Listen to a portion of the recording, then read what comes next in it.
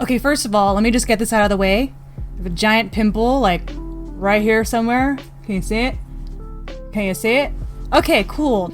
Technology! Technology is absolutely amazing. If you have a VR headset and you're looking at getting into live streaming, there are just so many cool things you can do as far as engaging the audience and just having a really interesting, unique looking stream. Hi, I'm Adam Bombati, and today I'm going to show you how to set up a VR mixed reality stream in which you are in the video game. We're going to be using a free software called LIV in order to do this, and some of this will be extremely similar to a video I did in the past on just a basic VR setup. Only difference being in this video you're actually going to be in the game versus just having a webcam on the side. Only certain games support mixed reality, so it's something that the devs have to enable in their game or do something with. But LIV does have a list of supported games, and I'll post that in the description below. Alright, now that that's out of the way, let's get to the real meat and potatoes of how to set this thing up. Now, green screen and lighting are also going to be critically important for the quality of your mixed reality streams. Now, if you're not lucky enough to be able to have an extra room that you can paint green, you can do what I did. I went on Amazon and bought a relatively cheap backdrop stand, as well as a 10 by 12 foot green background backdrop. You want to make sure to close any other light sources, especially if you're streaming during the daytime. So close those shades, turn off any background lights. Your goal is to evenly light the backdrop that you have, and so my solution is a little bit ghetto, but it's super cheap. I went to Home Depot or Lowe's and bought those clamp lights, and I clipped them to tripods or light stands, whatever poles I had around. In order to create that softbox effect, I put parchment paper and I chip clip them around the rims. And the bulbs that I use are daytime bulbs. But yeah, key things to take away: if you don't have a room that you can paint green, get yourself a backdrop stand, a green backdrop, as well as good even lighting. One of the important aspects, of course, to mixed reality streaming is going to be your camera. Now, I've been using the Logitech C920, although you can also use something like the Logitech Brio, which is a webcam but has a wider field of view. Ultimately, though, if you have one, a DSLR camera is going to be the best way to go, because you're going to just get so much better quality, especially because in VR, you're going to be moving a lot, so you'll really be able to see the difference in the movement. There are many video tutorials out there already on how to use a DSLR as a webcam, so feel free to check those out if you're interested. You're also going to need to figure out how to get audio over to your setup. Now, old ghetto me used my normal mic, which is a blue snowball, and I just moved the whole clamp and I clipped it to a stool. This isn't the best setup, but if you have good audio quality and you know how to control it, this might work for you. Otherwise, the best solution is using something like the ModMic USB, and it attaches just by a magnet, so it comes apart easily. Now, these both aren't the best sounding mics, but I do use something called Voicemeeter Banana to help improve the quality of the sound, but that's for another future tutorial. Alright, so programs-wise, you're going to need LIV, which is free in the Steam store. Depending on when you're watching this video, there may or may not be a watermark, but in order to remove the watermark, if you do have it, you're going to need to join the LIV Discord, which I will post a link in the description below, and then go to the Remove Watermark section, and then normally in here there's going to be a form that you can fill out, and then you'll get an email on a separate key to remove that watermark. Currently, they're having some issues with Steam keys, so they don't have that right now, but just in the future, if they bring the watermark back, this is how you get rid of it. Now we're going to go through the process of setting up mixed reality. So I have LIV set on public beta, but I don't think that you need this in order to do the setup. But there are a lot of interesting, useful features that they add on, so I recommend turning it on. In order to go there, you go to Properties, Betas, and then just select Public Beta, and then close that out. Alright, so what you're going to want to do is once you open LIV, you're going to want to make sure that your Steam VR driver is up to date. So if for some reason this box isn't grayed out, you're going to want to make sure you hit that to get the latest drivers. Then we're going to hit Launch Compositor, and it's going to bring up a screen like this. What you're going to want to do is hit Add Camera. We're going to go to Type, Video camera device, I'm going to select my C920, but use whatever webcam or camera you're going to use. For resolution, I'm going to pick the highest, but this is going to depend on your computer. If you notice that it's starting to get a little framey, then you might want to lower that. And we're going to name this, I don't know, test camera for my purposes. And we're going to hit save. Alright, so this is what you should get when you first add a new camera. If you don't want people to see all the crap in the background, which I'm assuming is going to be most of you, you can go into crop and flip, and then we're going to just keep holding down that plus button until you can't see anything anymore. And I'm gonna get that little end of the clip too. There we go. We're gonna do the same to the right. Let's drag that on in there. And you can do the same if you have some ceiling showing or too much floor showing. You can do the top and bottoms as well. But we're gonna save this for now. I'm gonna go back into edit. And now we're gonna go into calibration and then begin calibration. So for the rest of this now, you're gonna need to put on your headset in order to do this. So now that you're in your headset, you might see your controllers already and it might be pretty off, but that's okay. We're gonna fix that. So what you're gonna do is you're gonna click the trigger button to make sure that brings up this green cursor. We're gonna hit calibrate, and then it's going to walk you through a guide here. So it's going to be blah, blah, press trigger to continue.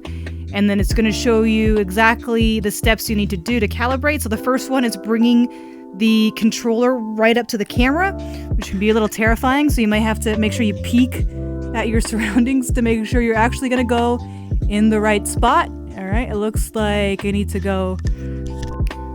Then next you're going to hit a spot off to your left and then pull the trigger.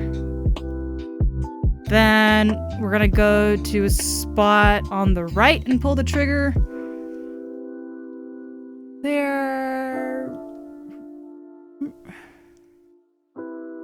And then it should mostly calibrate pretty closely, but there are a few things where if you want to refine it, you can.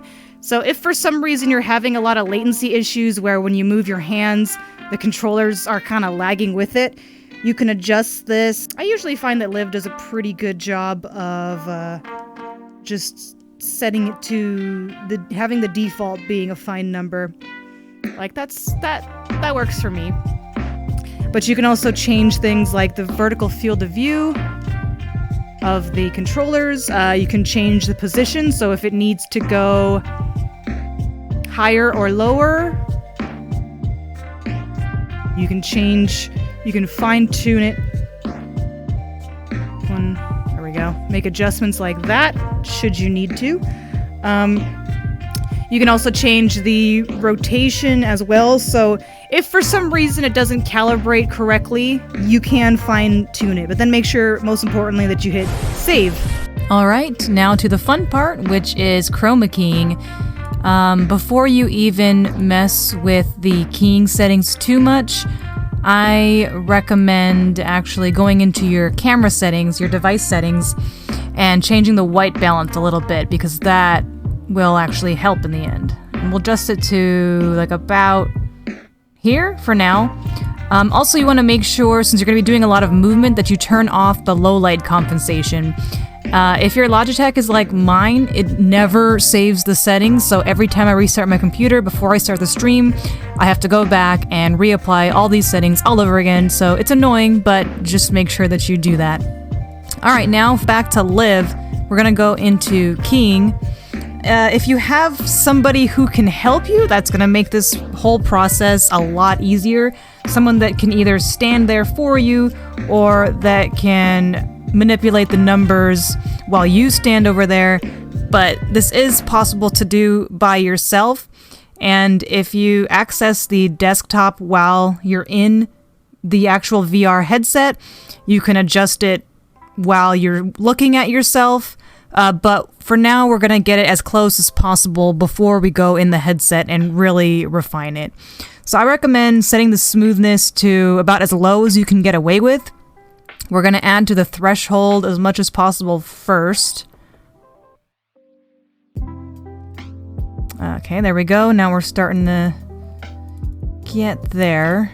Now I'm gonna mess with the smoothness a little bit. See, if you do too much smoothness, you start to lose more detail. And you might notice things on the side. This may be due to your lighting setup, so you might just have to mess around and move your lights until you can get it about as clean as possible. I think this is about as close as we're going to be able to get it for now, but again, don't forget you can pop inside your headset and open up the LIV app, have this available to you so that you can see how it's going to look. Because sometimes having just furniture there isn't the same as you. Depends on the colors that you're wearing and the movement that you're going to be doing. So once I do the major changes on my desktop, I'll pop in the headset and do the fine tuning from there. Don't forget to save. When you're ready to finally load up the game, make sure that you do it in the LIV app. You're going to want to go to Capture, and then you have a list of the LIV-enabled games here. Select the game you want, and then sync and launch. This will make sure that your camera will actually appear in the game. So now what we need to be able to do is add LIV to your broadcasting software so that your viewers can see it. Before we actually add the source, you're going to want to make sure that you have the LIV app output already open and ready to go. Then we're going to hit Add New Source. Go into Game Capture, Add Source. Let's name this LIV. Add source, then we're going to capture specific window, and we're gonna find LIV app output, and then done. Now you have your third-person perspective here. Now if you want to add a little extra flair to your VR live streams and add a first-person mode on the side or on top of your mixed reality setup, you're going to need the OBS OpenVR input plugin. Technically, you can use the Steam VR window to use for your first-person camera, but that's going to be a bit more of a resource hog. I find that the OpenVR input plugin works a lot better and smoother. So all you're going to need to do for this is just make sure you download the zip file, and then you can find the installation instructions right here. I'll also go ahead and jump back into Streamlabs OBS and show you how to set that up just in case. So now if you wanted to add the first-person camera using the OVR Toolkit plugin, this works well in games that have a mostly fixed position, so you're mostly doing an action in one direction. It's not really a 360 degrees type of game.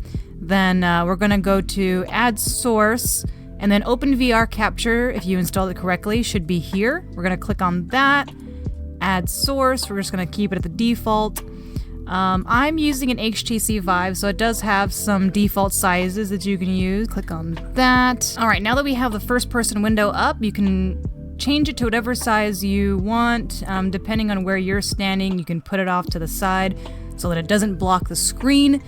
If you want, you can even be fancy with it and commission or find a frame to use. Make sure you resize a little bit so you don't see that black kind of in the corner. But there you go. Now you will have both a first and a third person view. Another utility that I highly recommend is the OpenVR Advanced Settings overlay. This basically gives you the option to be able to change and rotate your play space while you're in the game. I'll make sure to post a link in the description below. Basically what you're going to want to do is hit Releases. You're going to download the most recent release. So we're going to hit Advanced Settings 5.1.0 installer.exe. Save file. Also, make sure that you run SteamVR before you run the exe for the OpenVR Advanced Settings. Then go to your Downloads folder or wherever you ended up downloading the file, and we're going to double-click the exe. If this comes up, you're going to want to do More Info and then Run Anyway. Then it's just a basic installer. You're just going to hit Agree, and we're just going to wait until it's done. To get into the advanced settings, you're going to push the home button and you're going to click on this new cog that appears here, OVR Advanced Settings. You can do things in the chaperone, like move your angle around to do a complete 180, and then we're going to change back. You can also do things like offsetting the play space, and we're going to unclick Adjust Chaperone. And so if you want to move your play space like left or right, you can do that. which can be helpful depending on the game that you're in. You can also move, let's put this back to that. You can also move it up and down. I don't know why you would need that, but it's an option. And you can also move it forth and back. So if you do need to do some fine tuning with your play space in mixed reality, the OpenVR advanced settings is really going to help you out a lot here. And there's a lot of cool extra tools in here that I honestly haven't messed with, but you might find a better use for them. And if you do, let me know in the comments below, because I love learning new stuff. Make sure that you also grab LIV Streamer Kit. It's also free in the Steam store. This is how we're going to be able to see chat while in your VR headset. You're going to need to connect to either Twitch, Mixer, Streamlabs, StreamElements, whatever sources you're going to need. I use Twitch, so I've already logged into that. And in order to get alerts in the headset as well, since I use Streamlabs, I connected that as well. But again, just connect whatever programs and streaming services you use accordingly. There are different settings that you can enable and disable. I have them all enabled just so I can make sure I don't miss anything. And then when we're in the headset, it's going to be easiest to adjust this in the headset, and I'll show you exactly what I mean. Alright, now that we're in the VR headset, when you look up, you should be able to see chat there. And we're going to change some of the settings here, but let's get to somewhere a little darker. You'll notice when we're against a bright background, it's kind of hard to see, but when you're against a darker background or in the shade, it's a little easier. So let's change some of the settings, or let's go through them. So you're going to hit your whatever button brings you to the Steam VR dashboard, and you're going to select your desktop that has the streamer kit on it. Then we're going to go to chat.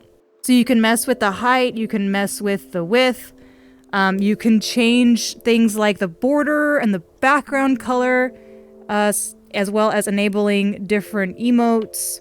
You can display viewer count if you'd like. There's a clock that you can add in case you want to know what time it is. I find that actually really useful as well. And then you can add timestamps to the chat as well if you'd like.